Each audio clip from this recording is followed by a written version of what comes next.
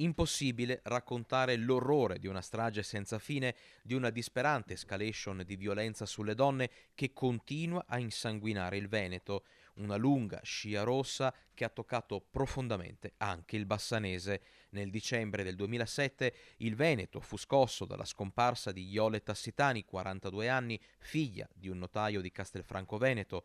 Il 24 dicembre dello stesso anno arrivò la tragica svolta, il ritrovamento del cadavere di Iole Tassitani a Bassano, sezionato con un seghetto in vari pezzi poi occultati in grandi sacchi neri della spazzatura. I sacchi furono ritrovati nel garage di Michele Fusaro, falegname 41enne condannato inizialmente all'ergastolo per poi vedere la sua pena ridotta a 30 anni di carcere. Il 19 dicembre del 2021, sempre a Bassano, venne trovata senza vita nel suo camper in via Capitelvecchio Giulia Rigon, 31enne di Asiago, vittima, secondo l'accusa, dell'aggressione a calci, pugni e ginocchiate da parte del fidanzato Enrique Cappellari, che seguita invece a proclamarsi innocente.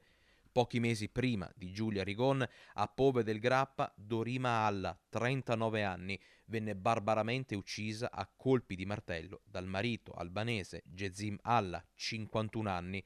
Il delitto efferato accadde nell'appartamento della coppia mentre i figli minorenni, una ragazzina di 13 anni e un bimbo di 9, si erano nascosti per paura sotto il letto nella loro camera.